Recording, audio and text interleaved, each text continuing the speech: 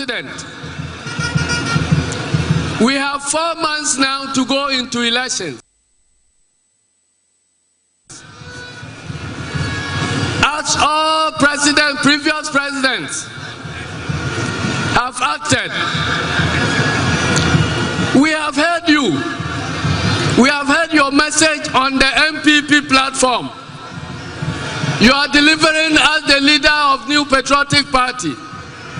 We are yet to hear a clear message from you, Mr. President, committing yourself to a peaceful, fair and transparent elections in Ghana, and committing yourself to respect the wishes of Ghanaians,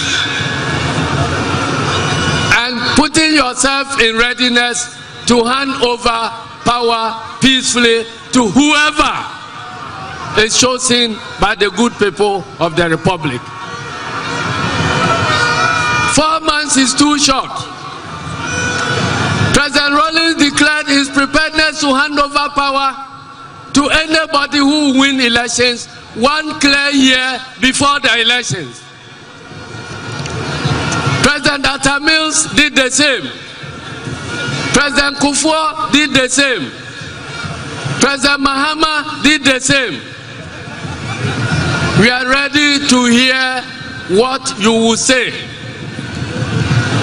What you have said already, that you will not hand over until you hand over to the candidate of your party, we consider it to be platform talk. Come out and speak as a father of the nation. You must set the tone for this election. If the election is going to be peaceful, it must begin from the mouth of you, Nana Addo Dankwa Akufo-Addo. If election is not going to be peaceful, and you want to destroy the country, you want to blow the bridge once you have crossed to an island, let it come from your mouth on a presidential platform. We have heard what you have said on your political platform. We are not MPP people, so we take it that you are addressing your party faithful. Come and speak as President of the Republic of Ghana and give us assurances that you are interested in peaceful and transparent elections. And when the people decide, you are ready to hand over. Ladies and gentlemen, is the Chief of Defense Staff listening? Whoever is close to him should nudge him to listen to Asiedun Katia on Tamale platform. Where is the IGP? If he is listening, my message to you is simple. The day you were commissioned into leadership of our security services, you swore an oath to protect the interests of Ghanaians. You didn't swear to protect the interests of any regime that is in power for the time being. We know you are working under pressure, but please, you can absorb that pressure and do the right thing for the next 4 months.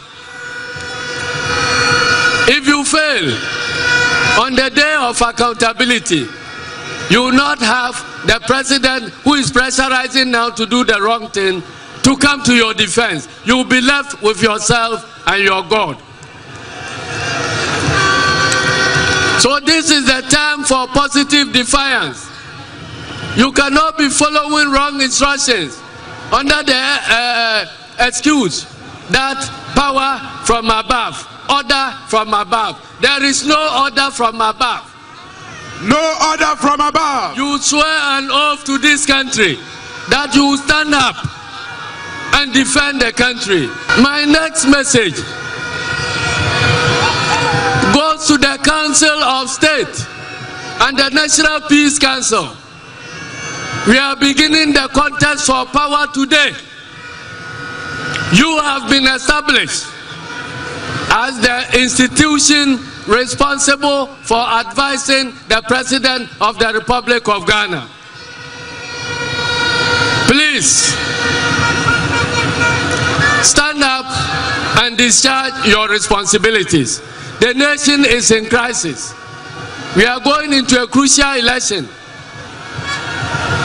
Justify the reason why you were put in place. You were not put in place to bootlick the president. You were put in place to advise the president, because we know there will be a time that you will have a president who is recalcitrant. There will be a time that we will have a president who will not listen to the masses. That is why we established the Council of State. Please stand out and be counted. Do your duty. Either you work now or you have yourself to blame 5 months from today. Hey! The National Peace Council. Your message is simple.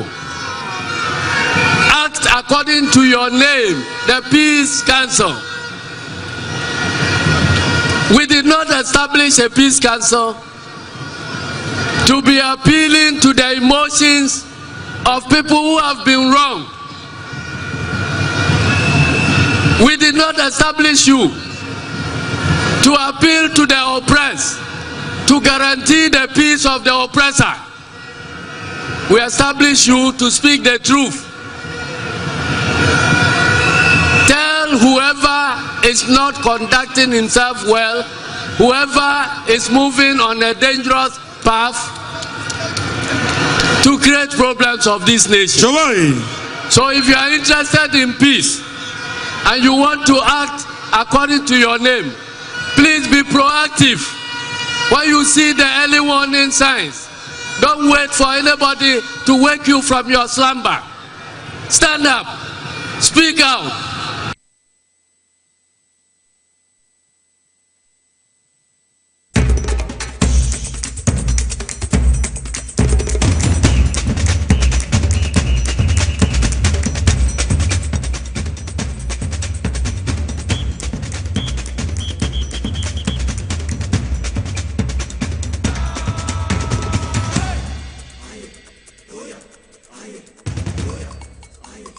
Live on TV as was it, and also on Power 97.9 FM, the hottest and the biggest conversation in Ghana inside politics. Here, the Free and City Hall 37, Abebese Street, the heart of Accra.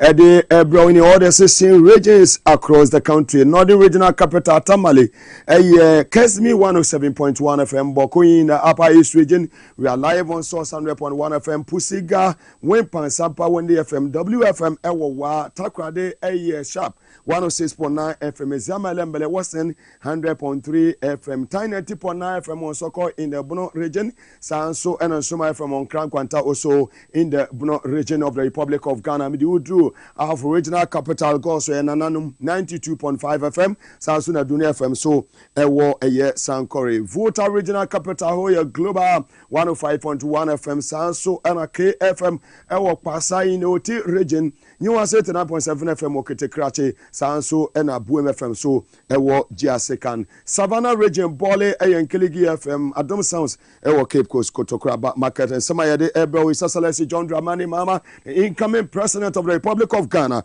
within any H Upper East region, Emma Konkrokra would also near Ko Indianum, Yadinina, Eddie Ebro, and Sanso, and Assembly, and Honorable Ato Forcing, also. The Ababetuja minority leader in parliament, Nina the Ebro, Richard Japa, a year ambulance trial, and once a semi Ninano, is here now acquitted and decide from the court of appeal, no, and somebody and also what they are to or a year or Maimo, Nina and Sama, and also the Ebro Ministry of Air Finance documents by and then every year in Saka, ya baby baby Munano. And so Eddie Amao live on TV as was it, and also on Power 97.9 FM and a 6th of August 2024 and some morning now say be our Facebook live now all like it now we share Power 979 TV as was at Ghana so on YouTube as was broadcasting me the Mugabe Maase ubetimi afremi atan kollega bigger the capacity man Ghana Lotto Operators Association Mukabo Kesiapa ewa ha nti utie mi now we belong to that association, Ghana Lotto Operators Association. Now I'm also about say Jumedi no ebako awie no na mo kai bono ye de ni nyina so e de ama Ghana fo no bi ehun ya ekoso ene me guess ye KKD ono na me ni besi nkonya na yetumi e de ensem ni nyina no e de abre ye Ghana fo semeti wa mo me na me homra na me angels no 900 million no eni nkomo semeti yo mo na fei ye fa Jumedi ni nyina emre o.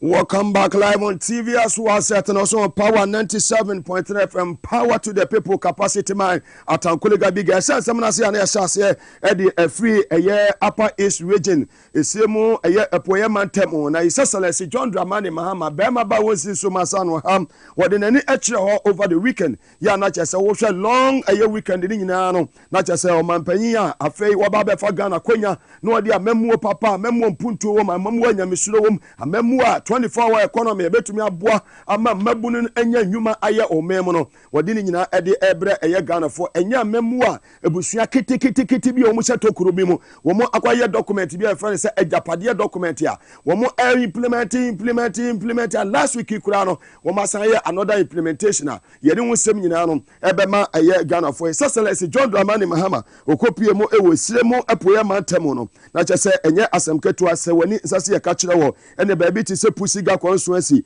baby aye maame Haji Aladi we gina mo dendendi wo mu TSC life e wo pusiga eye nsem no na che se ye de ni kire pusiga wo mu tie mu wo eye wempan sampan wonde FM pusiga kuro bianum ene awie ya ye tie abrai Excellency John Dramani hwedom okopie mu e wo ho no se ne pusiga fo esi welcome no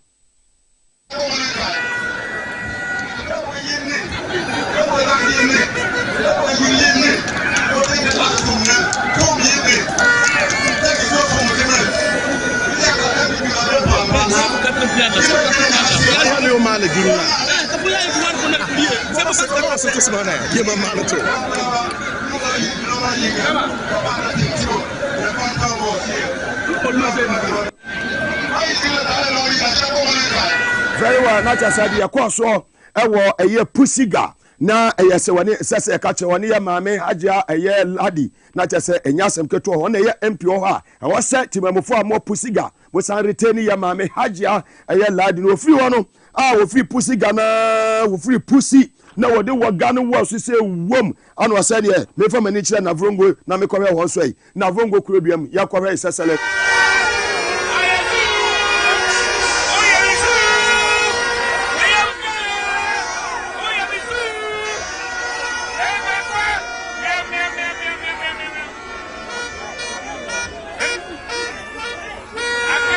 Nacha say ewo eye na vrongo esewani na nsase ye ka kire wo Excellency John Dramani ma wo de hwedom no we ye constituency level nacha say esewani ense ka kire the wind of change blow everywhere in all the 16 regions across the country from Navrongo no and we de na ni kire eye timpani ne ekwa timpani so ho sanya edom no esihia no ewo eye timpani ne maame eye Lydia na beto mpeso aso na se wani nsase ye ka kire wo tipa ne ekwa de ko It is raining. They have to run away and leave the food till after it finishes raining before they come and see if the food is still there and the rain has not spoiled the food, then they will eat. You see, let us be careful about something. One party comes and does the things that will benefit everybody. And so we develop your schools, we extend electricity so that everybody can get light, we provide you with drinking water, we build chips compounds, we build schools under trees, we build family irrigation dam, we build roads. Very well, not just a year Navrongo. Ene eye timpane pusiga ese wani esese okachire enu achi no Excellency John Dramani Mahama de nani achire eye Bolga East na enye asemketua ene wamba ena oja okowie yakora ewo paga ena eye zebila yakora de ekoso ewo Bolga East.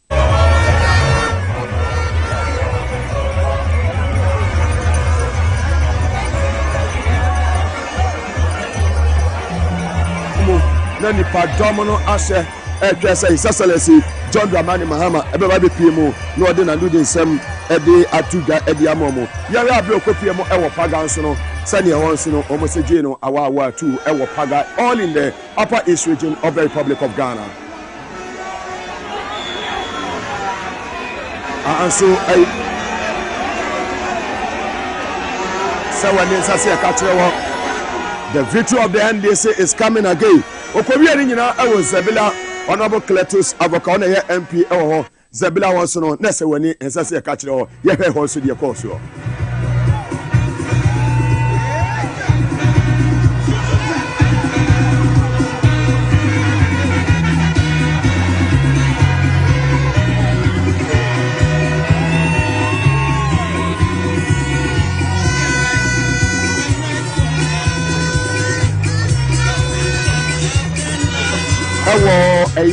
Zabila, all in the Upper East region of the Republic of Ghana. His Excellency John Dramani Mahama, Kopiemo, Ewo, Chiana, no Kopiemo, Ewo Tedie, Abasubo, and a Atadia for Freddy Asheno. Yes, John Mahama as befitting warrior going into the 2024 elections, and also you ready a course or Ewo.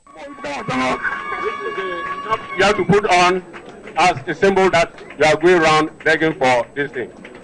When you go around and you are tired, you need to sit down and rest. So you put this one around you, then you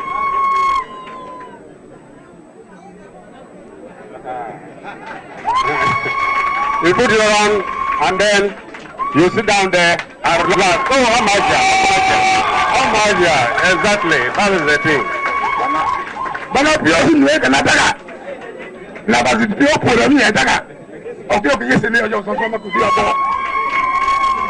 This is a bag for you. That is when you go around begging, and somebody is very kind enough to give you granules or to give you whatever it is. Okay. You put it inside here so that when you get somewhere and you are relaxing, you can eat and then get the more strength to go ahead. If in 2016 we made a mistake, and then again 2020 we made a mistake, 2024 we cannot make the same mistake, because in tree they say you don't step on a fool's something. You don't step several times on a fool's something. And so I know that we have experienced 8 years of MPP. Things are hard, farmers are suffering, everybody is suffering. Indeed, there was somebody in 2016 who said farmers are suffering, teachers are suffering, nurses are suffering, doctors are suffering, and everybody. Very well, live on TV as well as and also on Power 97.9 FM, the hottest and the biggest conversation in Ghana inside politics. Yeah, they Richard Japa. Now, I bet you need to Ghana. Hey, Papa, Panina, FA, a year ambulance trial, and so Accra High Court, a year criminal jurisdiction. Now, Sai Seminano, Aqua Kusiaga. Omo Edwomani at a court of appeal and couldn't to me, Omodia, just acquitted and discharged. Lawyer Dojita Maklo, and some senior lawyers here. Omo Juma Papa, now judges me son, Omo Ewo Efian, ya Omo Sai Ewanya Misro, Omoma Atemwa Jumano, Etumi Ejina and Naso, ya Omo deliver Omo Aya judgment here. Nina call in favor of Honorable Keselato Force or minority leader, South Sudan, a Richard Japa. Now, after the a year court, no, a judgment by Enino, Sabre. A year Richard Japa Akasa says Abredi wa Johnny NDC a year security team no your promises say battle no at the polling station in the Omunya Bibia Emano. Hey, Osoja, Yetie no no so dia today. I've been acquitted and discharged. So it's dead. Now I'm doing what is required of me. My party security needs to be beefed up. JDM needs to have his security beefed up. We are winning this election. So anything that we need to do, sacrifice, we need to sacrifice to make sure that Ghanaians' votes are protected. JDM is alive to rule this country and give development infrastructure to Ghanaians. Oh well, I'm just here doing what is required of me. That's what I'm doing. I'm not from this constituency, but I'm a northerner. I'm from the north. So I understand my people very well. And we are just here, we are all sacrificing. We are all sacrificing. It's not a one-man's job. He alone as JDM cannot do it all. Even those around him alone cannot do it. So we need different expertise to come and help him. We are leaving no stone unturned. We are leaving no stone unturned. We are doing everything. Ghanaians should be assured that NDC, in terms of security, it's going to be top notch. We are going to the police stations down there, and we are taking the battle to them down there. This time around, we have no business in the court. It's going to be at the police station, and we are going to battle it out over there. So we are here to let Ghanaians know that the battle lines are drawn. We have started a campaign, and we are going full swing. We are not turning back. That is the whole thing. It's from NDC, it's from my father to me. It's a family issue. I'm a stakeholder. So it behoves for me to give everything in me to the NDC. Okay. Everything in me to make sure that we come to power and give Ghana a better governance with a visionary leader. Okay. That's all that we are fighting for. Well, the battle line has been drawn. Not just say, and no, they are two. I say one bullet, one human being. To one of the one two and make say we also jano no. Say the script in the obi ada ona. And they say here, say police station bia. Umba jumano. And anya juma man kwa nebeti ma ye jumani na. We free enu ya Richard Japa ho. Ono so nedia. Ono so ede aba no. Na Excellency John Dramani Mahama ede semia tuja ya o kachire na na kufu ado say. What to me sign share or my Ghana ye history ni fufu bi na ya de say na na do se ni wasi ase o man we economic mess ya o de ama o man we no ama eniema nkoyie na na do sori eniema hu hia nko a ene na JB da kwa Excellency John Dramani ma wa tutu bi di ama na na do yetie no. Apart from destroying our economy, apart from plunging Ghana into crisis, one of the things this government wants to do is to rewrite our history. And we shall not allow them to rewrite. Apart from destroying our economy, apart from plunging Ghana into crisis, one of the things this government wants to do is to rewrite our history. And we shall not allow them to rewrite our history. Because the president said he does not accept that one person can be the founder of a nation. Yes, founding a nation, it takes many people, but there's always that critical one person whose sacrifice and efforts is what finally leads to the attainment of the objective that everybody is working for. Nobody can come and rewrite our history.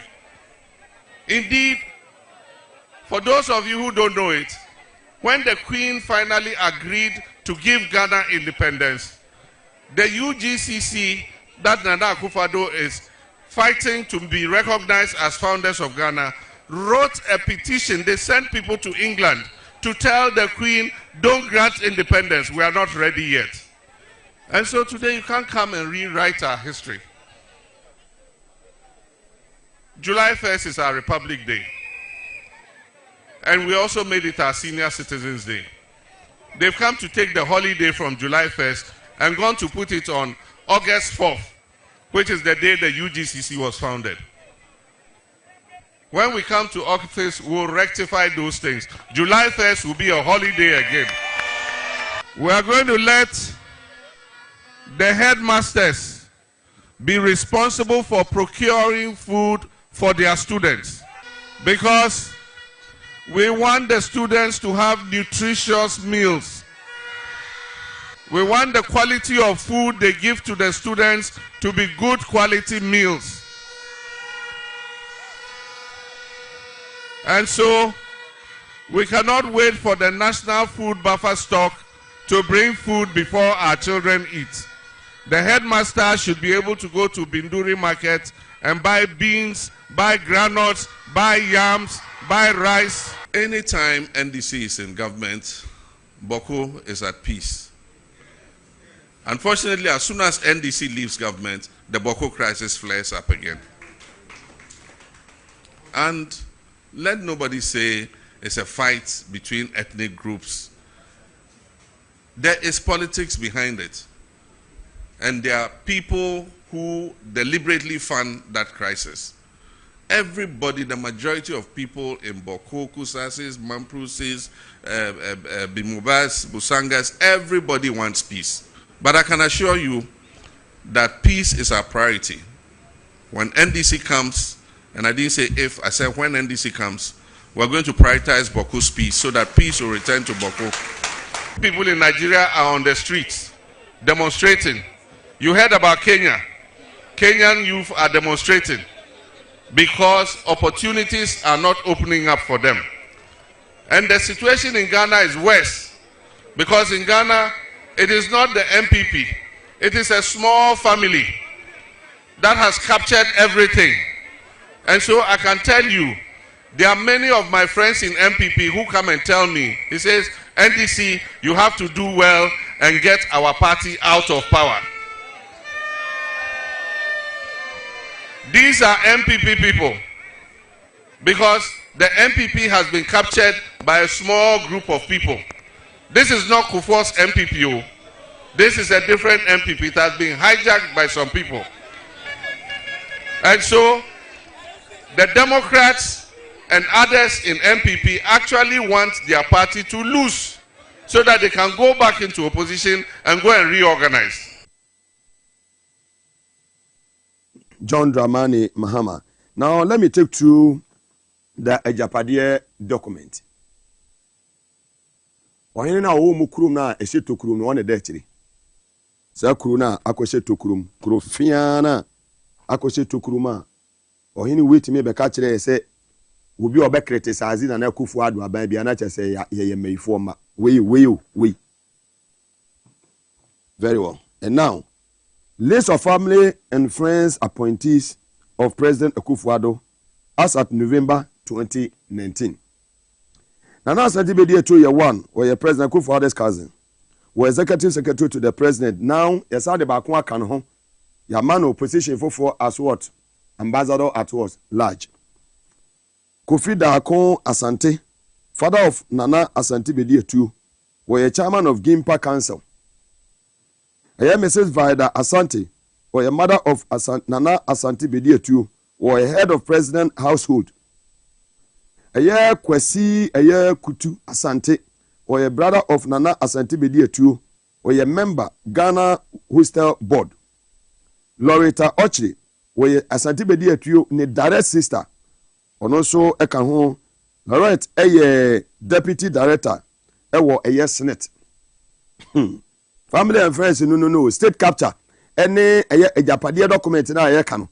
Mo so mo implement bi bia busafo kwa na wa ban ni mo. Kano Foriata, or President Akufo-Addo's cousin. Onu se CCA or a former finance minister. Wo badan wa atachia no onu so ye minister West and Housing. Onu so Kwesi Amoakwata or President Akufo-Addo cousin. No onu so ye minister of roads and highways. Wo ba eye jan compromise Akufo-Addo ankasa sabe ni hwe moba. One also a board member, creative art. One na say what is 34 million. Ebi akoto and some me person me ko deep. Mate ho nsem. And also neba no eka ho. Duke Oforiata or President Akufo-Addo's cousin. One also a presidential staffer. Edward Akufo-Addo Bomti or President Akufo-Addo ninua pa or Akufo-Addo right hand man. Ya say Ghana energy sector we wa fa bibia. Gabi asari ochire da akoko ade ye wono no wo che eye prime minister Akufo-Addo ko ebusuafo na ebia obabuba asa 2019 document amede mawe na che se ebusuafo omuo no wo moburo more than 51 unsko ni nyina mame na Ghana fo hu I can't mention all the names but we ya dia sebe mini umienu yete ho na enei ensentwerefo a I wasn't media we being the fourth estate of the realm no. Yes, so ye fu. Media I always exclude myself because me knew be able to me this case some adwin. Me integrity and me credibility no e was so. Oko international it is there. Oba local so it is here. Enti me mess will be first can Thomas say yato nkofo bi no. According to a Japadiya document, their names are there. And a Japadiya document, ɛwɔ public domain and saa nkɔfoɔ 4 no today I'm not here to mention names saa journalists 4 you two omoka for 2.5 billion every Ghana every month no saa nkɔfoɔ no ɛma out meka sɛ deɛ ɛwɔ japadeɛ no mu no ɛyɛ atrocem ne mom meni umienu bibia ne wa yɛ bɛyɛ yie ye ni tuo ne ani agyan yakode nyina ne mpaebɔ deɛ si ɛwɔ Kenya no yɛnyɛ ɛho sɛ yɛ Kenya deɛ si wɔ Nigeria no yɛnyɛ ɛho sɛ yɛ Nigerians yesi ibisi wɔ Tunisia na do tena TV so on the 5th of December 2016 on Peace FM with Sifakai eche kwan Arab Spring efa so it started in Tunisia na do che nyina cited the youth of this country say you baby adru ni de nyu obi ne betu before but today me Mugabe ya wo me atete me maame wonye me boso me nkron no watete me ya Jesaka echire me nyansa Alhaji Isaka Maase ayata nkolega senior echire me nyansa no ya sabe me modam no me metna radio so na TV so insert the youth of this country say mon kofa ejan na mon kofa atuo na mon say o my way. Sell your destiny for a phone. You are bigger than that. You are better than that. You see, man selling with destiny for iPhone 15. You are bigger than that. The man is not feeling the heat. Collection is saying, you're good bank. And according to a Japanese book, a woman, last week, a kwame bafaso a GBC, omoba seho, na senior stars ya, free say omo kasano. Omoba transfer omo de omo call enkrase nti okoda se adwuma no ntimi nya na wa resign na omoba appointed directors ya omo ye MPP4 na omo de omo ayede gu se de bia no omo na betimi akontrol omo se munye we last week wa implementing no 3 directors and we do omo ko GBC and I say nana do ye the most wicked and the most useless president yenya under the Fourth Republic ni three most papa enye obi enya wa ode se ka betu okomu kwa na say we yewudi ni o. Now when your man anado and near man anado ye wo man we ma abusua memu we ya cha say tribalism ne near my koso na Ghana say ya sorry ne anto abenti abanfun we ya so no so hand over power to afedi also be hand over power. He's also feeling the heat. The battle lines has been drawn, said the Japakan. If you go to the various barracks, Utimu said Omaluso, when I went to Tamale, I was in Kamina barracks. And me barracks be any one. If you go to the various barracks, I organ ha, woman lose be in advance. Na special voting, no better pain. Mamma Namini Sola Kacho Common Memara Fimia, a minia a year penny kiki diabeji na kunya na yedi ohonyina so asai atoamoso. Nti yebeba sisia. Yo, me that's be na so kwase ye say hia pa na ye hwade bako pa ehian ayebu enyagu so. Me ka health.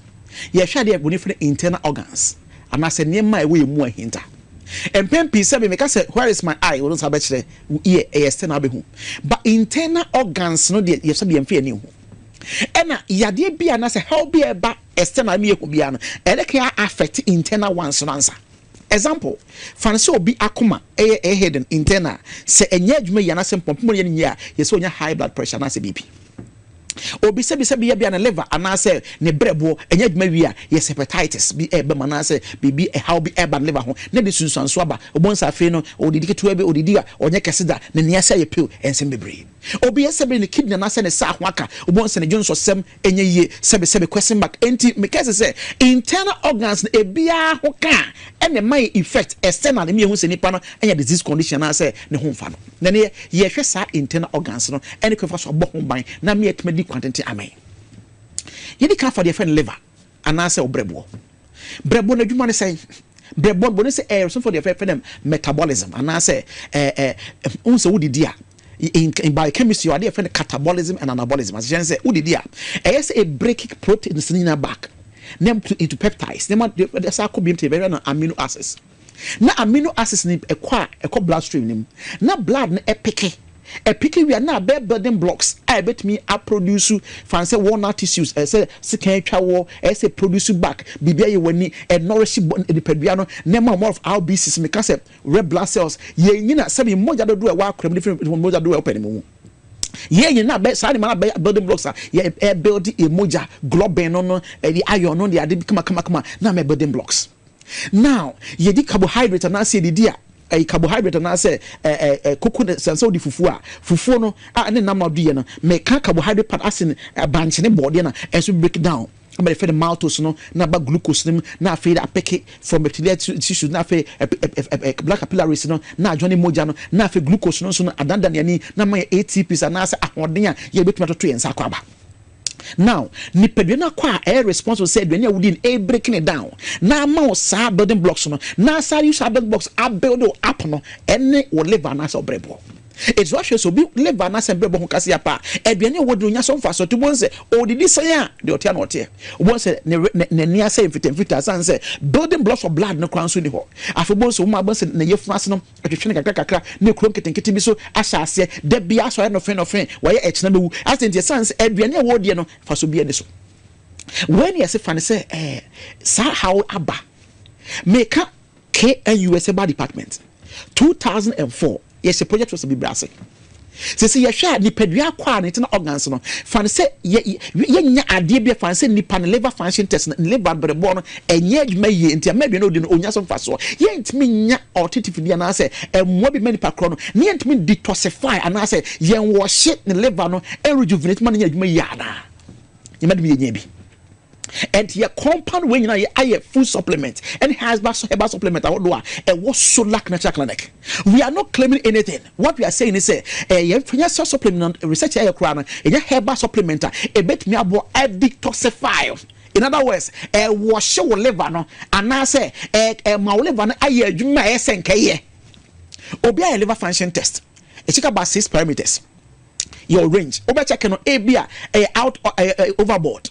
And tomu ebi below ebi ente am ehu kakra bam e chese wo liver enye adwuma wi a so lack na chakana si da bi yenya herbal medicine na say herbal supplement e betimi abo awoshe o kidney no mu detoxify awoshe wo liver no detoxify na bo rejuvenate na what etma ye adwuma senkaye to bon say a period of a month 2 months no almost all parameters or your liver function test no out of place ni na aba in place afeni pom so di dia wa sha se build wo ye kese say organs na sha se adwuma ye.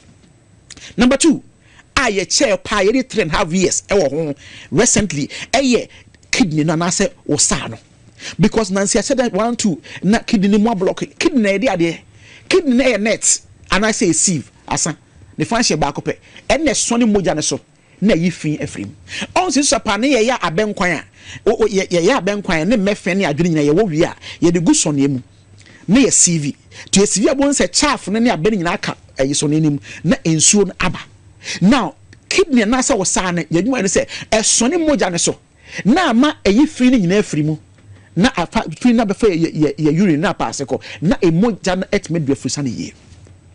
And idea be a man nets in I stacked and a blocky talk your nets in Biana and making me. Now, Sani man, you itemize currently because of kind of situation that all Ghana hunting, you itemize Macmacos have mensa and best you two home for home. Number 1, they offend heavy metals. They can't heavy metal.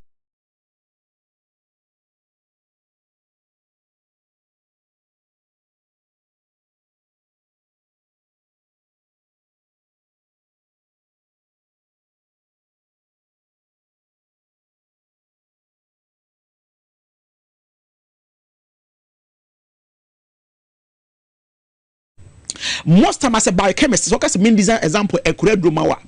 Me credo na mean design ma no. Mefa pathway be na me peke. Se me pesa me na acute no wound tema mefa na respiratory tract. Ade a me de kwa be block no respiratory tract no ontimi home. Se be ya e bit maku akura ne ntem. Now, something similar any atade pesticide, weedicide, me kan enema ye de gu yemfo so.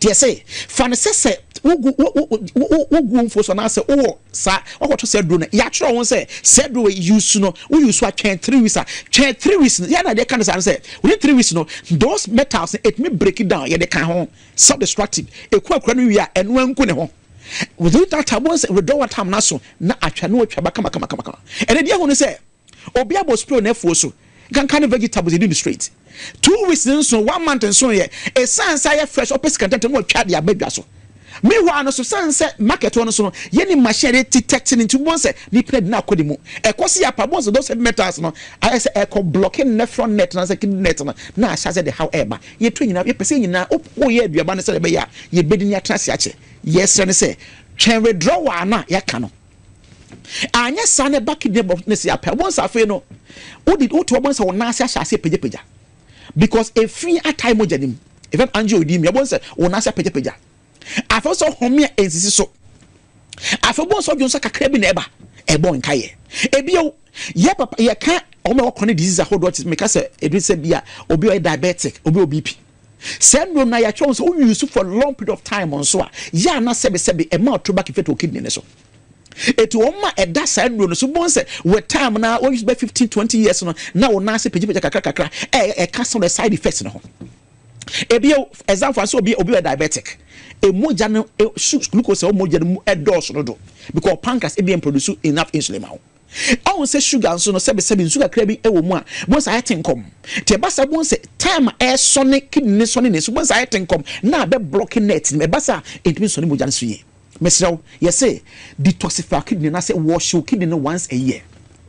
We are not claiming to have a cure for anything. What we have humbly done per our research, they say, yenya herbal supplement a bit me I wash your kidney nim net nim na any marco stack your net na ma entimi so no I say so no e muasi no e be wash a period of 1 month 2 months 3 months maximum it depend parameter benya as in kidney function test na e wash the see apa once afi rejuvenate na afi wo na se na tata ni nyina afri ho short breath na afri ho na sa symptoms ni afri ho de tie ne say o kidney no na emu blocking ti na onya asade no se si ba Solac natural clinic I did latest research cry aye Emma wono e wash sa ma mu da ho no e be ma o kidney na sha adwuma kama e ba sa enkofa ha obi ama de entie de ko to dialysis no say that is na koda so no e sieve ana so ne wo ke wo so ne no emuasi tie de koto na so ne mu ama wo bra Solac natural clinic your herbal supplement ma bo asone so we are not claiming anything what you can be saying say e will do a bit ma detoxify our show kidney net no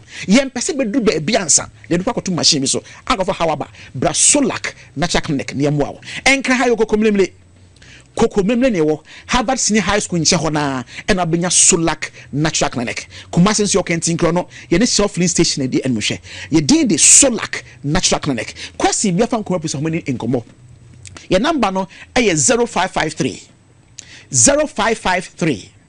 93 26 31 0553 93 26 31 0553 93 26 31 so person wo hwe o kidney any or liver internal organs na your the function test as in kidney function test liver function test oba Solac natural clinic you will feel bit more run test na mawo na in case how be aba ho a your full supplement herbal supplement a bit more detoxify I wash ma wo na so what matters for us so edin kwatenten amen kai say quality first 0553 93 26 31 0553 93 2631 ye twon se sanse wa pomode ne wonkwa e ho hian e hian magana man ne ye dwen wo ye domro so dodo ye twon se sia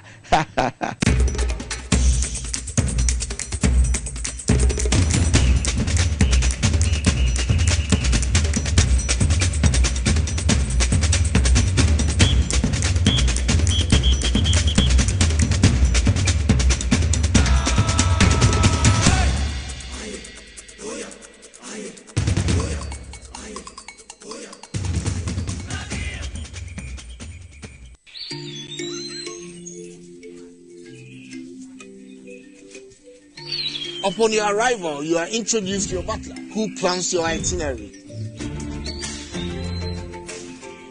So many activities, all in the same premises. Visit the gym or the stables, they have it all. At my break, I'm able to practice my putting.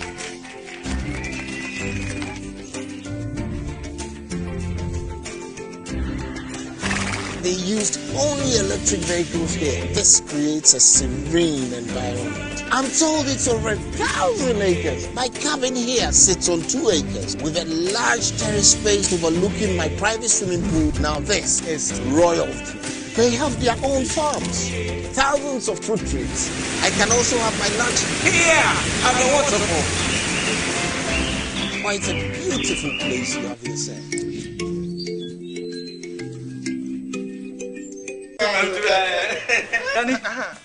Missy Menanano, a group passa, I've been bravo to be doing. As for me, I take very good care of my grandkids. Ye dear grow, na yes, sir. A room may be crana, me bano timide, or maybe gumi so weekend. Hey, woman, remember, I don't think I'm a catcher or say, Yano Medi garlic capsules. Posting a basis so come on.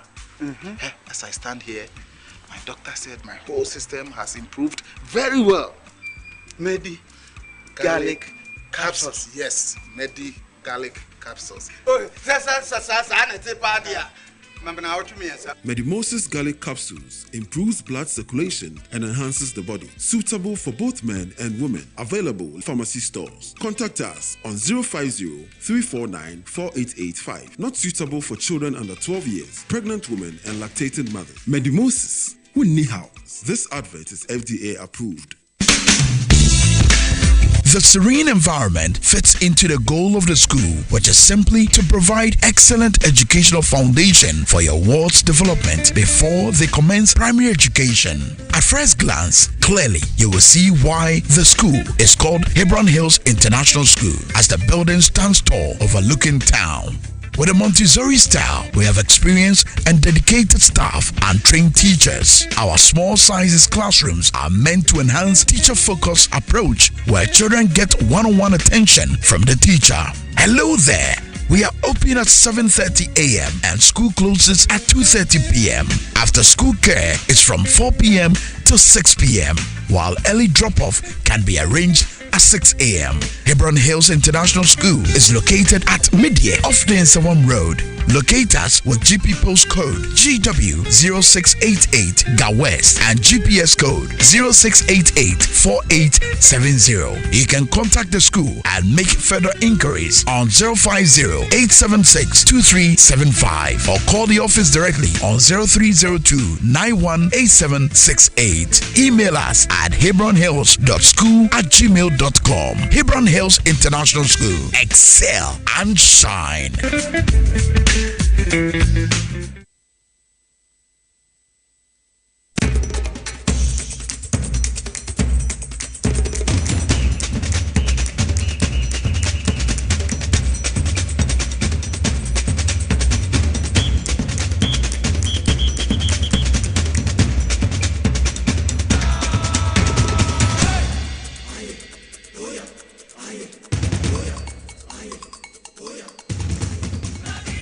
Welcome back from the commercial break live on TVS YZ and also on Power 97.9 FM. And I need a KKD and a besim quenya free sabre cobim say no siabebon ya digest issues I would only now on your number one TV station TVS YZ and also on Power 97.9 FMT.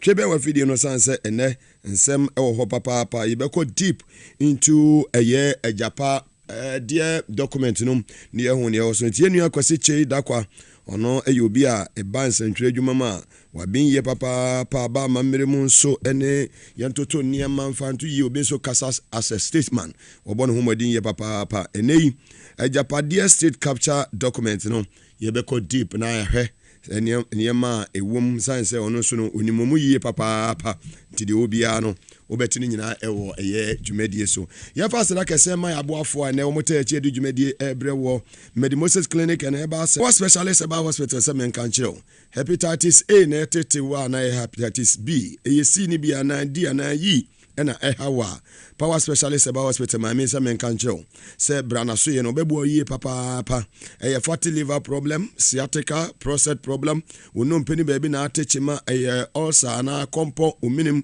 ana ye fibroid minuaba fibroid ni yesema me wote ne te mo awo ho aye de amamo yesi beyi ma wo de agu ni nyina ye fibroid Maame beboa wa obemu aduru a ebeboa yi papa fo ne kire eye takrade wo eye anaje estate wɔbɛn anagye MA Primary School ni ye papaapa Kumasi for manente eye feyase Lake Bosomtwe kwantempɔn no so wɔne Jezbo filling station no ɛna edi nhwɛnimu saa so ɛna wo wɔnkra ha wo eye kwabenya Pokwasi ACP kwantempɔn no so fɛn wɔ 0244544422 ekanfo ɛde ama wo pibinom sɛde be ebe reduce cholesterol wɔ nipadua no saa control urine flow ɛboa reduce high blood pressure na saa minimize high sugar level wonya bi na wonom a ɛboa yie papaapa na ɛboa obi a wonya stroke no wonya bi na sɛ wonom a ɛboa ma nipadua no timi gyina na so brane mekanfo amuzo ɛyɛ herbal center ɛde ama wo sɛ wo wura pharmacy shop bia na herbal shop bia mu Ghana ha wobenya amuzo garlic bitters ni bia yɛ dem ato ne mom no free ahomatrofo yi 0247 776743 0247 776743 na wo fra ye beje so sabre de opanyikase na ba bedru the king himself wa ba bedu fia won say ayemfo ne de omo basa na osia ye gina wa tu na poman ye hu se ba bi ode poman sie ne nyaade e be patri na ne king kwasi chei dakwa we obi a say the medical aka no bans. Let's welcome the king into the studio. Yeti Otabel. Because you need a phone. Your destiny is better and greater than iPhone 15. Because one day, not only would you own, you are going to be a manufacturer of those phones. You have more phones than you can use. Don't sell your destiny for a phone. You are bigger than that. You are better than that. You are greater than that. Because you need a phone. Your destiny is better and greater than iPhone 15.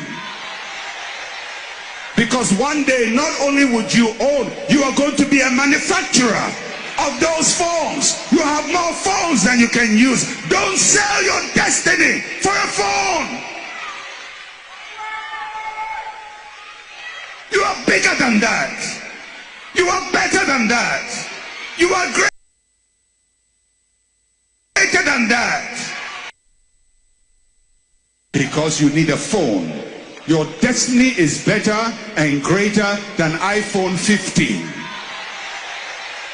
Because one day, not only would you own, you are going to be a manufacturer of those phones. You have more phones than you can use. Don't sell your destiny for a phone. You are bigger than that. You are better than that. You are greater than that. Because you need a phone. Your destiny is better and greater than iPhone 15. Because one day, not only would you... But right now, I see it is the plan of the plunderers. It says, to our future, made up of the present and the unborn, for whom this will of a nation is prepared. To our foremost king, Oforipenyin, the progenies spread across this world, for whom and to whom alone this sacred document is prepared. As the heirs of Nane Pienin, Kwaframa, Nana Kuntunkununku, and Oforipenyin, our people were never defeated in the wars of old. Such bloody idiots. We were nobody's subjects, and yet after 1957, we were made to live in the shadows of the descendants of people who never defeated us in war, while the Asante kingdom was uplifted to put us in the shade. In relatively recent times, the struggles and works of J.B. Dankwa to restore Ochimai to its original glory were thwarted, but he fought bravely to the end. And they continue. With the arrival of Nana Adodankwa Akufo-Addo, I added the full name because it says only Nana there, but yes, you're adding. Yeah, exactly. I've added that. That's why I'm stating it. We see the rebirth of a second J.B. Dankwa who has come to the rescue. Fully cognizant that we are currently part of the modern nation of Ghana, the name of which was originally proposed by the illustrious son of Oforipenyin, Lai. J.B. Dankwa wanted Ghana to be called Akan land. He is not the one who proposed the name Ghana. Let's get the facts right. You can glorify your father, but if your father was a drunk, you cannot say he's the archbishop. No. Glorify your father for the good things he has done. He's helped a few school children. He has married more women than, necessary because maybe the women were cheap in that area or things were so hard for everybody. I think we can say that without celebrating. But it's annoying. His own, he's contributed his bit. It's annoying. But then you don't try and give the man credit for what he didn't do. But don't take away from him either. No. You should take away what is not his due. My father is not the creator of culture and tourism in Ghana. My father just had a small hotel and a club and promoted culture and tourism. I cannot come and say, oh, he created culture and tourism in Ghana. No. None, and they go on. And aware that it is currently made up of other diverse peoples, we have to assert our old selves and ensure that we no longer continue to live in the shadows of other kings and people whose forebears we defeated in wars. In spite of our tremendous contribution to this Ghana entity, Ochimai has not been credited with the appropriate awe and grandeur that we rightly deserve in recent times. Such stupidity. And the contents of this document is a plan, a strategy for the plunder of Ghana. Name all the presidents of Ghana whose family was so stupid, acted like imbeciles, that they could sit and plan that, let us rob the nation. Now, when we go straight into this document later, I will show you what is happening in Ghana. And the fact that they can even name men of God. Otabil is named in there, that if he doesn't follow their plan, they will expose him and the women that he has been with, and they will deprive him of his following in church. It's all in the document. The king.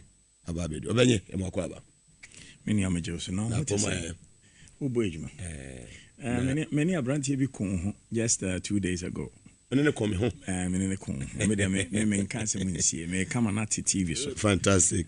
Me bona mani say me ba program so no abekasa. Oh, no de mintie no me wo mo no me hu ade potia wo mo ye nam so bra se wontie na ha adwen se owodom.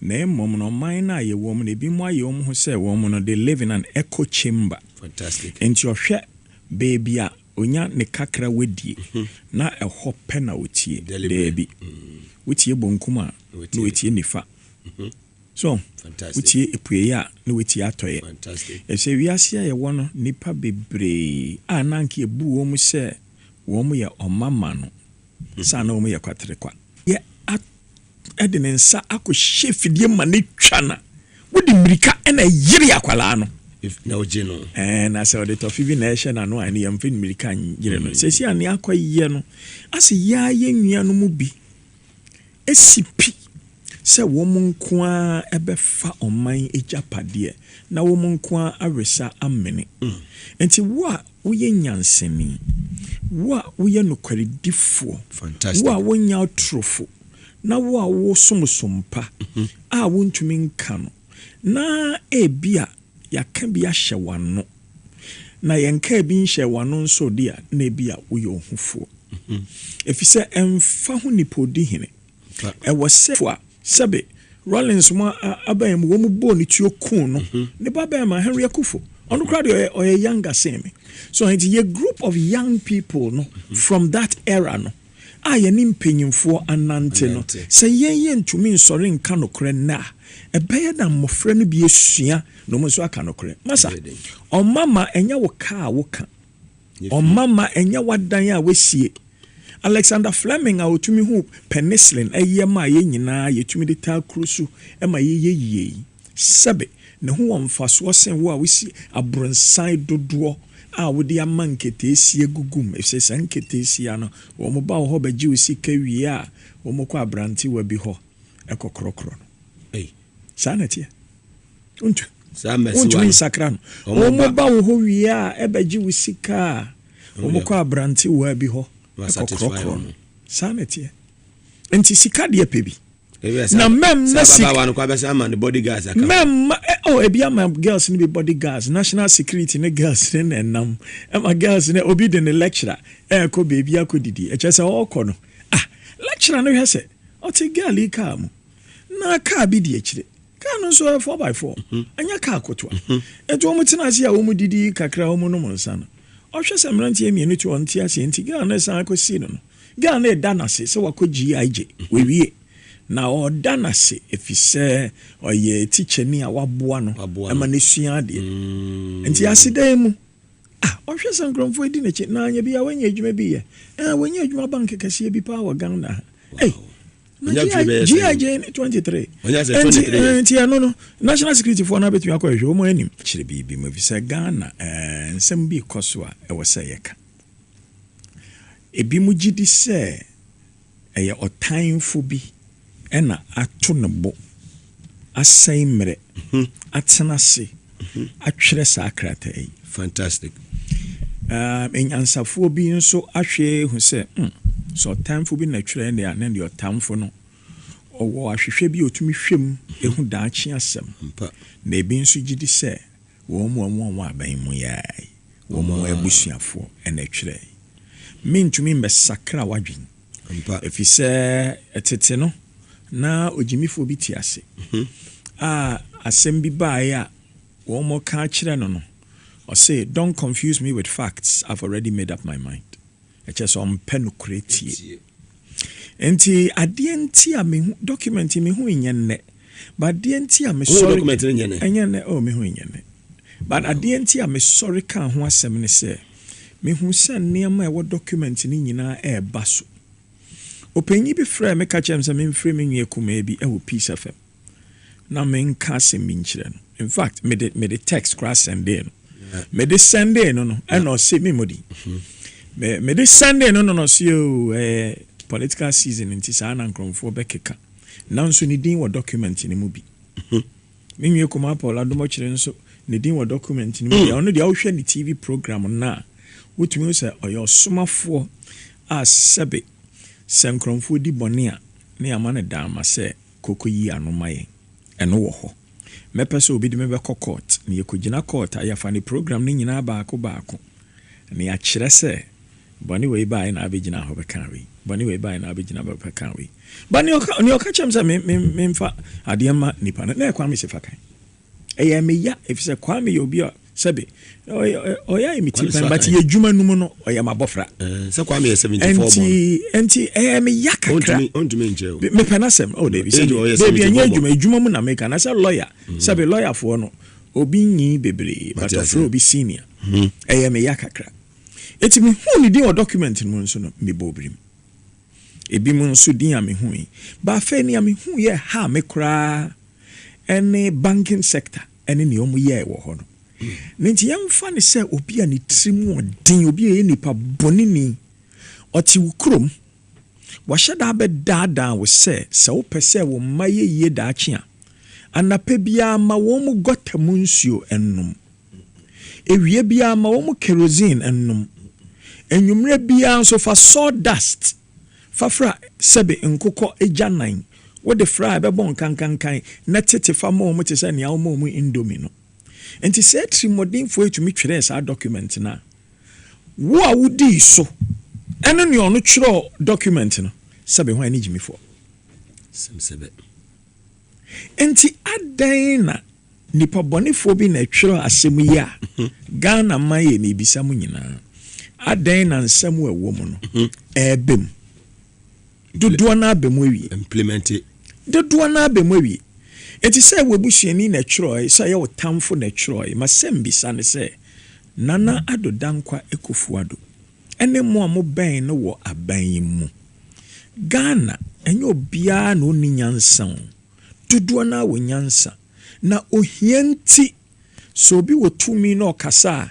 nkrɔfo se efso suro so weka debi baby oyɛ adwuma yɛ bɛyi ne di osuro so wobɛka debi ne contract kakra bi a ɔyɛ ne yɛ bɛgye fi ne nsɛm enti dodoɔ na ntumi nka nokre na fɛde me bɛhu ahemfo ɛne asɔfoɔ wɔ mu no ɛna mebufu yi kra ɛsɛ me fi ahemfie enti wo de me yanko 3.0 or say religion and chieftaincy ɛwɔ japade document ɛwɔ mu bi religion and chieftaincy. The Ghana population is largely made up of Christians. It's just a Ghana minor dodoana ye Christosomofo. We must bear that in mind in all our activities. Enti bibia ye bia no momi yankai eno. It is therefore essential for the government to take an interest in the relationship between the government and the church. And nunti ehu hia se aban ye behwe na asori ene aban enhyehyeye no ye behwe ni yie. It is further evident that a large number of discerning Ghanaians are not comfortable with the proliferation of mushroom churches and their activities. Ghana for dodoɔ na enye ome nije se asɔre nkete bebree wɔ hɔ na sɛ bi asɔre akɛseɛ no wɔn ma anya nketewa ansa na wɔn bɛyɛ akɛseɛ nti sɛ bi mo pɛ kwan ato wɔn mu a mo nkyerɛ criteria mo de bɛto mu ɔtoa so. This is visible in the large support and commendations received by Kennedy Ejipong when he declared war on the church. Meaning this Kennedy declared war on the church. Government can easily capitalize on this and quickly come forward with a legislation to regulate these churches. Legislation to regulate the churches, the name a dear importing. Immediate examples include Rwanda and will bring an end. Okay, immediate examples now can include Rwanda. Only one example in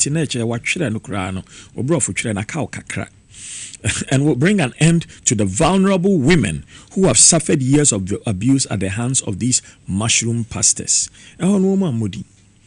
These issues notwithstanding, it is important to identify and profile some church leaders within the country as they seem to perpetrate an agenda against our political tradition. It's a chasema yechri, ne fapim, ne krakra ne se, osofu biara, wonta womechino, ye pe kwan bi, niya ye se ye regulation bi niye niya kawanwa tum.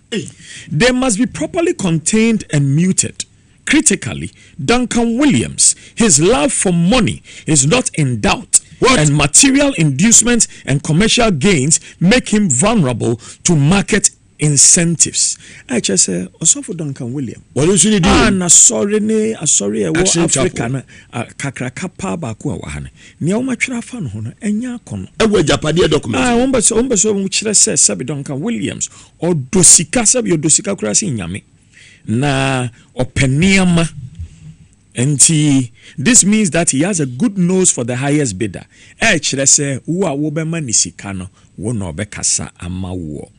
His relationship with leading members of the NDC is an open secret. Now, on my ben, say we are software. Sebe, what domono? On my impenium phone to me in Kahubi.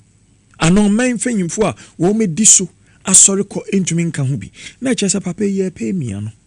Nia krata na etwere no no enya nia meme kanon. Entia otwaso say it is therefore important to encourage the EC chair to build better relations and frequent his place as discreet as possible. Entia pema EC penyi no on tai enko Duncan Williams ho sene na kenoforia tanso eko otabele ho no. Na onkope spiritual directions. Na onya firm pledges.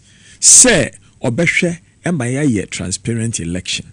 So she should frequent the place as discreet as possible to seek spiritual directions and make firm pledges of her commitment to a transparent election, knowing very well that he will further reassure the NDC establishment of the honesty of the EC system. Nature say yenimuso obano ni okan. Eyentro but obana ka ebene de no aka kire ndisi fo ni say monna if you say obana say obedi no kware.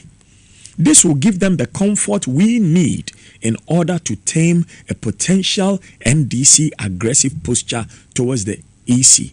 And no and ebema ya hu tobi ayehia. This is deadly. Etumi ajo NDC fo na no sene ebeya EC di bonimpo a Ontuminka. 3-1 Bishop Charles Ajinasari. Honestly, they were Japanese. Osofran who fefe. Ajinasari. Edumre bi kwa ni busi eminya esene yese. Sata sebe me pobi asem. Me bie ni ntokwa. Also quite visibly an NDC sympathizer who only appears to speak whenever MPP is in power. He must be watched carefully. Entombe so much say oyobia wotumi hu sɛ ɔtwe bɛn NDC na ɔno no sɛbi MPP or power pa ɛna ɔka bɔne a ɛkɔ soɔ. He must be watched carefully. Our men within his inner circle have done pretty well with accurate briefs, but it is time to adopt an open muscular approach. Ɛkyɛ sɛ wɔn mu de nkrɔmfo bi ahyehyɛ wɔn a ɛbɛn no. Aboa bi bɛka wo a nefi wa wontume enti wɔn matua nkrɔmfo bi ka abɛn papa na wɔn de ne ho nsɛm ɛbrɛ no na sesi a na ɛsɛ wɔn yɛ na afei deɛ wɔn kɛsi mu sɛ wɔn de ahoɔden ne tumi bi ɛna ɛkɔ no soɔ na wɔn say the respect and esteem with which he is held by other leading pastors may need to be marred by recruiting other high-staged pastors to launch vile attacks in some ingenious ways. Enti ebuo na owo ewo ɔman mu asɔfo no mu nti no. Yɛbɛhwɛ na yɛtuatua pastors bi nso wɔn agiden kakra na wɔn aka nsɛmbɔne afa no ho egu no animu ase egu no ho fi. However, the president must desist from directly responding to him as advised by our people within his circle. Nemum, President Nana Akufo-Addo, onhweye na papa ne kan bibia wankoyia no.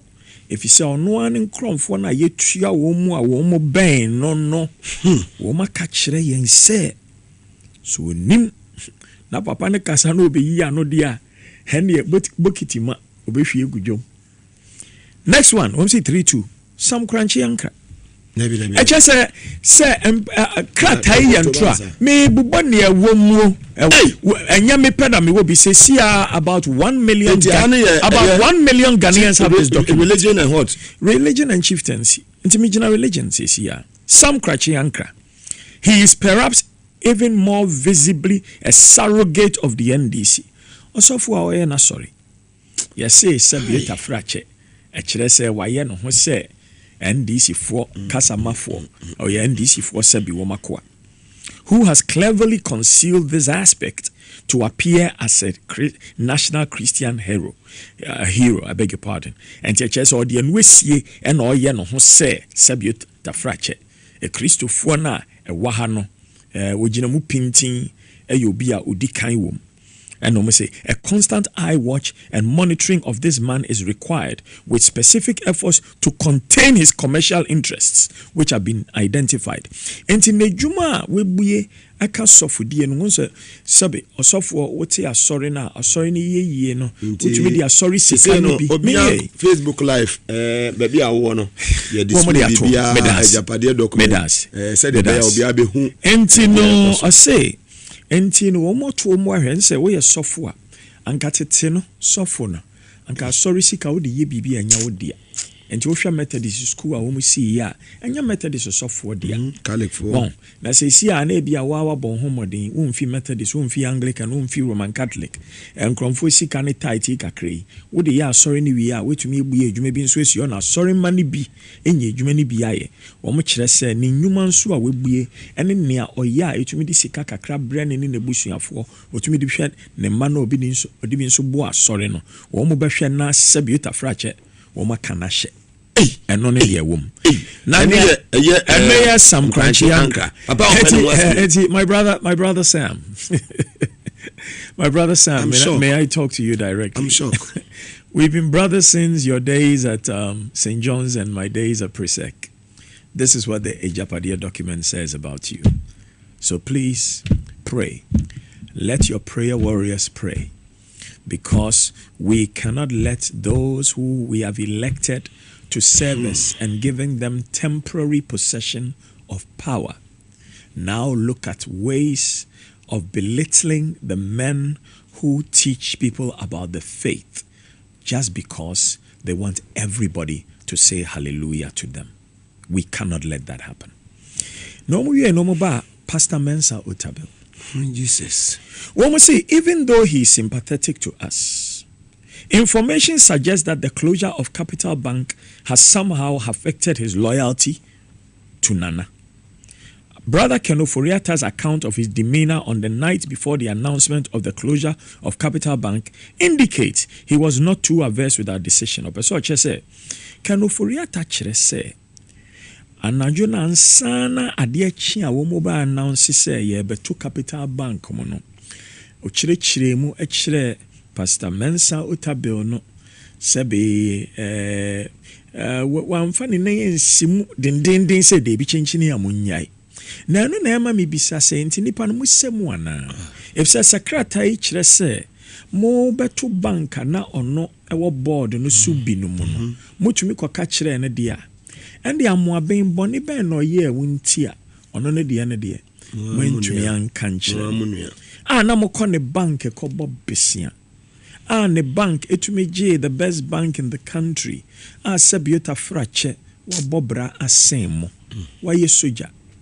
akɔ abrochire sɛbe akɔyɛ adwuma akɔ Nigeria akɔsom abɛkyerɛ ade abɛbue bank ketekete ama so nya customers dodoɔ sei na mobɛto bank no mu mpo a sɛbe sika mo na mo sie sɛ mo de to bank no mu no ɛdɔɔso pem ɛsɛn sika nka mobɛtumi de yɛ save bank no na mo save bank na ma kyerɛ ne sɛ yɛn save bank yinti no yɛ gi 50% of the shares of the bank yɛ de ama Ghana for aban yɛ hwɛ saa 50% no so sɛ daachi obi ba na onam GIPC Ghana Investment Promotion Center 15 years ago na me yɛ Director of Public Affairs and Communications ɛwɔ hɔ under President Kufuor na nke bia sɛ sika ne ba yɛsi sɛ sika ya ba me yɛ ho ahenha yɛnti no ehiafoɔ a mudokoko mfuo no scholarship Kwame Nkrumah ehwɛ ma akoko board yɛ ne tete no yɛ bebai mu me ehiafoɔ ma manya scholarship yi bi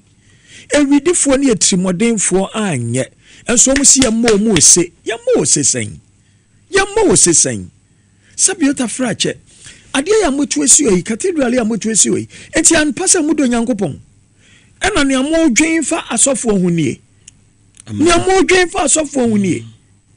na Otabil no toaso I say the closure of Capital Bank indicates the strategic implication of Ken meeting with the pastor and subsequent feedback from his inner circle points to the impression that he may, out of spite, opt for an NDC replacement. Na say, woman said Tafrache, kwan womo fa so, womo to bank no no. Ken share osofo no, ene ono nso ne nkromfo bi e ben sofo na. Asofo nyina nhwe yi o. Na chese nkromfo edi mo ho no yetua bi ka na ene mo na mo. There are moles amongst you. It's serious. There are moles amongst you. Very serious. There are moles amongst you. So, entino anya obepe se odi NDC ene ba besi ana na sebe. Osofo no mente se wegina ne pulpit mu. Aka pote se momfa ma NDC ana momfa ma MP. Emmom no akyerɛkyerɛ a ɔkyerɛ no obi ka asɛm no anka ne yi a no akyerɛ mu sɛ deebi. Mekai free education by say deebi o. Sɛ yetua nipa yi a nipa betua ɔno an ba school fees. Na wɔn mu ani bie ne de na yaboa wɔn. Na menti aseɛ sɛ memeti ekwesi kyei.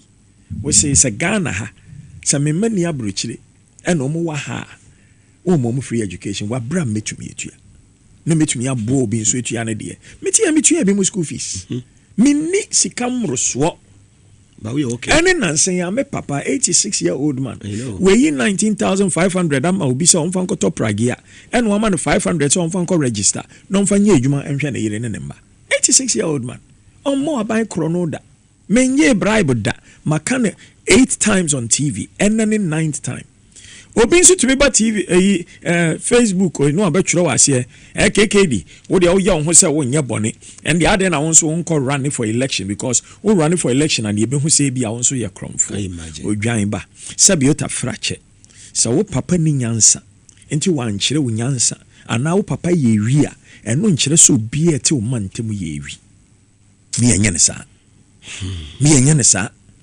and wasi ati ase se ebi mo asipi se kronu sika nye omo fe debida enti omo to us say we should be reminded that an insider fighting you is more dangerous than the sworn enemy na che say ne ocho krate person kire say Otabil no o kan PP for no sa no mpeso omo kire enyame na mesi according to the Japade document krata ye da he eno no enti no or to us say in any case he appears to be more aligned with the Kufuor camp. President Kufuor ojena home Ordwin no. President Kufuor me force anso ala ne nsa se chinchini a ala ne ni ade. Emom oma efutuo. Se mommo obi a ye hwehwe na ye behu no. Na mompo obi a sebiota frache obetumi aka nipa na bom. Se no ne enyaa ya ye de nyame ase. Se enyaa no ne enyaa ya Ghana fuei. Mom ye nsua bibi mfim. Na okwan na eda ye nim. Wo a wo maboye krono no de mesa maka biom. Openyin kwesi dakwa. Eduana ba a ofi adansi dompo ase. Adansi ni mapa. A ne maame nso nchi efi sirem. Eno nti na me nua ba ko de adiza ba ko nso de maame hawa. Ose kwesi aban sika memfa wonsa nka bi da. This was when I was at GBC, 19-year-old guy. Catch aban sika memfa wonsa nka bi da. If isa aban sika wo de wonsa kan. Etisa ne awafa bafan sika. Bafan ya ne niefra. Bafan ya ne niefra obi a che nade egu fom no. Sabi oni enimpo odi behu sika no. Eno oni nan so ase nipa no fa odi bedwane edi ne kire. Na emom se wo fa sika na wafa no eno mmoho no wodi ba akosa wo ho yare.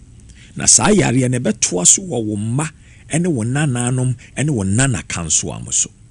Mo amobo Ghana epo ene won a wo mu nibia mo nibia wo mu di asresre ene di honorable fo echi no monti ase okwan edam enim etu wo mu kan we fa otabe ho no ene ko national chief imam e ho de metwa so wa dabi metwa so wa mo fam to TV no so na nkrofo nkan wadawro ma twentwen so dabi ano de national chief imam so ya mo fam to TV no so ano de menka mesram wadawro ma yeslew ese Christopher de munten kunipa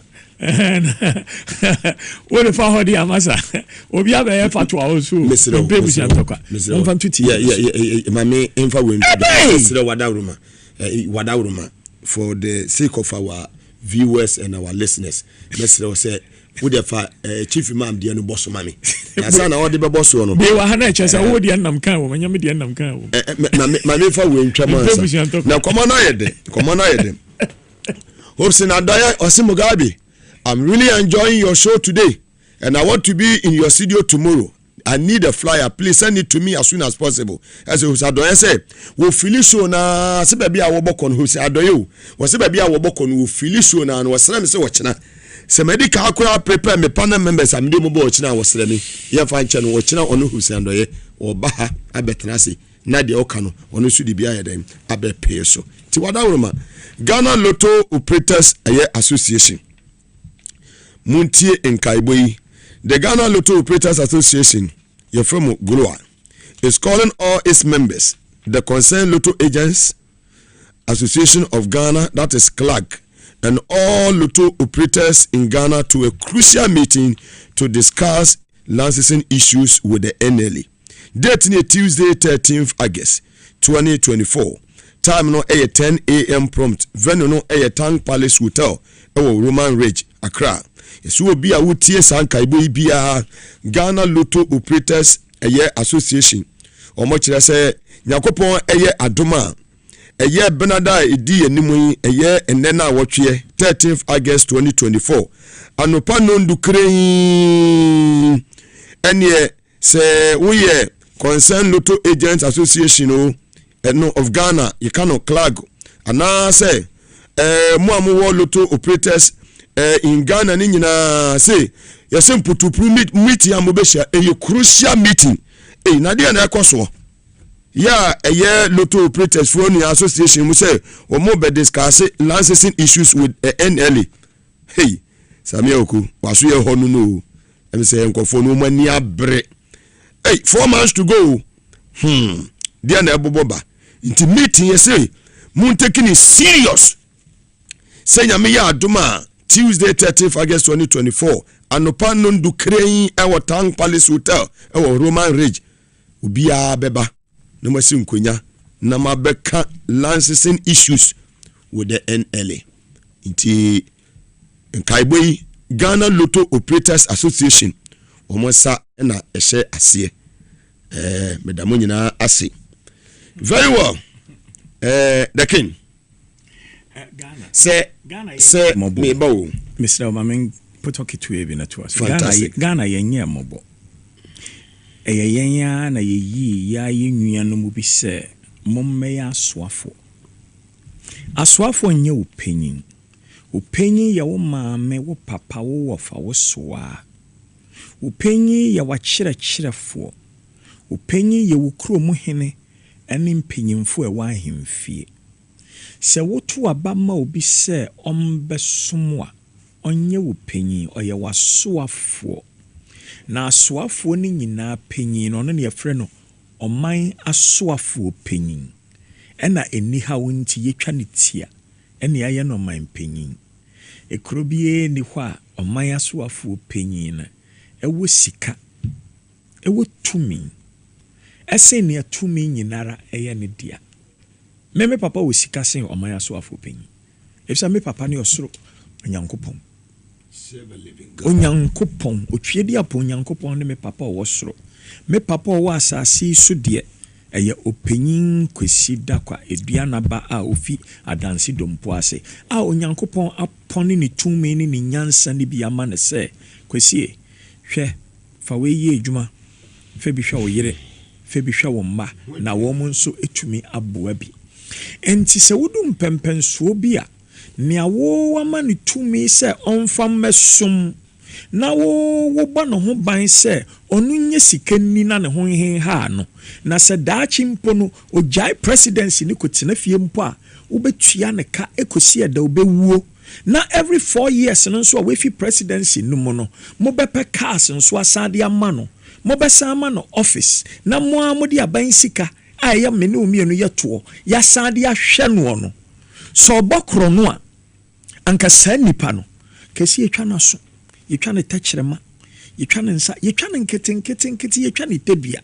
efise sa nipa no na kire se oboman chasela adan ne ese ye bibia mawo na chinchinia wonko ne wabusuafo ena mo pese mo fa bibia menka mfa Ghana ho meka fa wiase bebiara. It is sad. Britain ene me second home. I know. Sabi Ghana ne me first home. Sa hana me papa ne me mama free. I know. Sabi yota frache parliamentarian ono ne mpra koda hotel. Ono no osia so koda hotel sa no ankoda hotel koda afie. Ne bill odi ba parliament ni ntini. Yes you okoje. Na Ghana ha yete ha. Emma president ete ho. Emma obi a president. Say nya president na ama contract. Obi a president ama ni post. Etumi fa $34.9 million contract say. Mediama president bampana. Na meka na nipa na obi sam say o na say president ban mpana nya president bra. And I'm say any ochire. Any ochire. Anya me chow techire ma. Na say biota frache. Say president mampana on na wo e dia. Hwan mo dia. Ah nipa no nso no say biota frache. Auditor General I said that twerɛ krata say this company doesn't really do anything. Wo mo gi esika dikwa. Eti mo pam wo mo for no work that. Emo ni ya pam wo mo, emo ya pam nkromfo aye adwuma ni nyina. Ene egya adwuma no ma wo mo. Nti me bisa president ne sa anya bia wo bobra e de no kore apesika e de ahwa wo yire ne wo mma. Ana wo kyerɛ wo mma sɛ ne ye bokoro no. Ebedu mre bia wo a obedi mampanyi bia wo krom ha no. Daache wo ba e pe mampanyi dia. Yampene. Esa na kye watete ne kronu mu. Adan ye pese enti kwala no mu ko school no mu ni nkrofo abensi wo mo onim de yasin wo mo a wo mu so ye adwuma mo classmate adan ye yesa ini mo adan meka ubenya obi asabe nkrofo ti ahoro to nanum no abegina TV so no point screen ono nso no memfi no banasa mo obegina de obegina TV so no point screen weather forecast na bi na no se memfi ni ntini se afi na se maba matesi ya se obi sa ni me video obi se ne na so kotina TV so ni nwia ne me na memfre no na ma Captain Smart in my terms we share ni na say Paul e na ye no e se Paul se me kan se bi kire we se o mama e wure fie mu a me se wada kramaya e wo fie no mu na obepo na opoa no mama wo ofie wura no hu nipa eba na wo mo so kraman no mu na wo mo de kraman no egina nchen na mama no kokotena si na oni efire wura esi nkonye wi a wo kraman yesan eka wo hye ebo ketuwa mu sika kro na wo nso yabo odin wa ha se wo ene Kwame Sefa kan ne ebi mu yetua mo no se ye nukro se nya nukro ebi nko na ebi ma edamo anim esa mo TV so manya kwan se sebe samoko hu school o man ko hu school Nyankopon adom manya bibi mo fende nukura o mo say national men so dia madam fofo nso a sebe o mo ye alaji fo ni sie mo be so mo hu di o ma twa fa chi enra kura ba ko ba me ho ni be kasa isa e wotema ye nyina ye nyi together isa dollar mamuti says yeah isa edi 74 isa edi 74 I say national chief imam and here 3.4 pacho make an feguso government must prepare an exit plan for the national chief imam. Hey, obi papa otiase onwuye no. What aban na obe prepare exit plan na mano? What nonsense is this? Hey, obi papa a otiase no. What? What mo aban mu no? Hey, and mo be planning exit plan amano. What is this? Hey. No, what is this? A Japadia document. Oh my God. This is serious. Minti bida. Wickedness we free here. This has become necessary in view of the fact that the demise of his deputy has created a vacancy. Echese ho abehia efise ne deputy ni wuye no ama ekwan bia beda ho.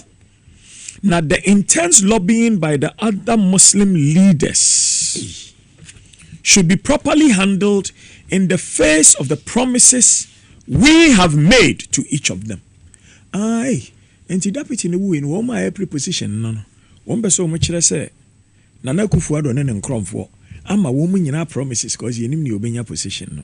Now, government will need to find a discreet way of influencing the process of the appointment of the next national chief imam as well as the deputy. Wait. And if I say, but damn for and a trace our document here, na a high pempo ayan tra document nyoma dudu a womu a eya no kware nintino. Yang koson kase we dia yenyi ni ana. Yang koson kase yenyi ni ana. Ana yembisa ye ho asem se, nti yampa se ne nipa daseni ni. I say the candidates for this should be well verified party sympathizers. I just ne ebesi ne chief imam na say making sure say or your MPP party sympathizers. Chief imam wo Chief imam wo. Hey! There has to be a march in this country. The youth must march. The Christians, they must march. Everybody must march. Chief imam. Exit plan. The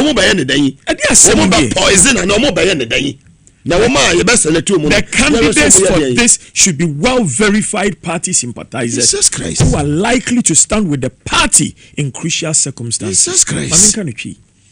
Enti wonwa womo betumi agina say ye befa womo abesi chief imam onwu ya nan ene ne deputy na waka bebia nan na e wo say womo ye party fo ti ba womo ade mo se bibi ba womo betumi agina aka bi amayen da ben ye kan say ye mfa religion any state emfra eba ne sen na afedi ne ayedu nie o say Nana has shown his love for the Zongo community kwasi asem. Oh my God. Nana has taken bold steps towards breaking the NDC monopoly of the Zongos. Now NDC, what monopoly of Zongos? I don't know. And to some chess a Zongo for no be any on one agin. A party for a chilo mugumagin. At a sign here, I say founders crown, so no president in a bachelor woman founders. President Daben obey a historian. The king. Emma, a dear Bakwa Minya, would be two mammy pane.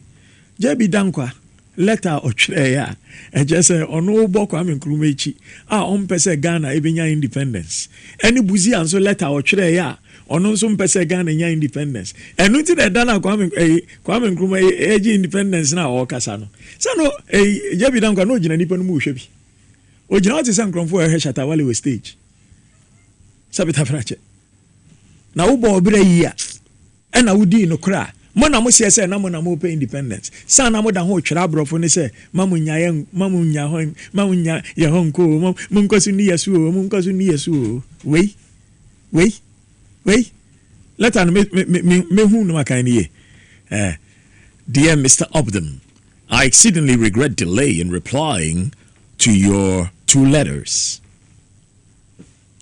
This man, Kwame Nkrumah, who is now leader of government business, has started his tricks again. This time, he who is government is inviting all the political leaders and chiefs to join him to send an ultimatum to His Majesty's government of the United Kingdom for self-government now, and if rejected, to declare positive action strikes and boycotts, etc. There has been hectic activity all over the place, and on Sunday, we of the UGCC, or by Bofuano, I say then, met at a great meeting. Okay, I mean, many years I go check you diabetes for. I see. Then there has been hectic activity all over the place, and on Sunday we of the UGCC met at a great meeting, and turned down his challenge flat as being an invitation to criminal conspiracy against law and order. Now, wait, atetekwa we, must or your founder. Adiana yenina ya preno ni ano okanie. Must say yenya de. Are you crazy? And I make us a me papa one for and you know the culture and tourism buy. Or any hotel kitchen, or any little kiosks, or any farm, and our turn in Sassy, and no see not dying, and or any properties. Mean to make us on the culture and tourism by Ghana. But no quarry way abeded. What the hell can then found this? Mopa Mudia Bunchum, Kwame Nkrumah found this on pet. What are you hearing? Auntie, I see. I had to be an away Kumasi for long periods. Like Massa. Nonsense. Ghana had young Shani and Siaya Bakwa Semwa. Atete Kwaba bedin trach na ma wan hwa ye bekuya ya hemfo. Yam pe na ye nsua no kware a atete kwa bi ba bedada man assemble dia mamen calamity. Which one is my camera? That one. Ghanaians, do understand this. You may love somebody dearly. You may elect somebody unconscionably. But once you elevate people into positions of attention, affection, or power, it does not mean they determine what is true. Truth itself is the ultimate power. Ghana way, ubetumi adobi. Ubetumi ama urefiu ho akoto ababone. Na mmom se wuyi obi na wo mani tumi wia, eno nkyere se ne ono ka bia eye nokware. Mmom nokware eni tumi nyinara penyin. Mama ye nyina ye mpe nokware. Na ye nhwe se ye yi obi si beebi a ye bɔ no ho ban na ne yesi de ma ne ye de ama no na ofo man kapra ya chenatum. US president bi ba ye a odi ne nwa bema on try case ba kumpo wo court da eye attorney general enu nti president no mu kun no office no enkromfo ye ya shemra US code 3110 eye the code on nepotism. Say won to me mfa wonwia webusuani eno muto mu kyerɛkyerɛ ni nyinaamu embɛhye position bi anaa me promote no agise ɛkyɛ bibi wo ho ɛkyerɛ sɛ nipa no ne ɔyɛ no obi ntumi nyɛ nti ne ɛbɛyɛ ne saa anya sɛ ɔman yi bɛbɔ because anya sɛ adaachi adanseni bi ba na ɛkyɛ ɔno nso si adansefo nko a yɛnso yɛmbɛ ne yɛmɛwia Ghana sika nyinaa na daachi ahonani bi ba ɔno nso yɛmbɛ ne yɛmwia Ghana sika nyinaa na daachi bi sɛbi dagati ni bi ba ɔno nso si yɛmbɛ ne yɛmbɛwia Ghana sika nyinaa wei meka ne sɛ ana wonte aseɛ enti yɛmfa party a wɔ ho ɛmfa ntɔn a wobɔ ho nea ɛyɛ bɔne no CPP mu o GCPP mu, Ekuadonko mu, NDC mu, MPP mu, boni eye boni. Si yentumi nye sadia, na yen nyinaa ye ya tete kwa. Metiasie se nipa pii eni akokuduro. obi so omo wa kokudro bo no mo nam we atente rota ne to esa wakwaje contract bi a contract ne 2 million enso ay contract ne 17 million on nkromfo akoche etu onim na obekasa sane nkromfo isi yenya file won nkromfo so no ya be na sembepue na sam ye nyame asai ni enso ya nti akoyo contract bi mi enkoche no ana enkopo ba bi asam nka no nia ne ye pempo dia asai mi mire bi mpo na ye abanfo from ponso na wo so no Obani say, I was never raped. I would never say I've been raped. Ebe simbe, Obani ni statement wo baby ya. Wo ye papa, wo fru, edua pa, ewa brichi maimua, ye pian, e krom ha, wo fru dua pa, ye chon oba fom. I just say, wo kokotokoto e jimifo, eni e vifo, eni abomainfo. Ade.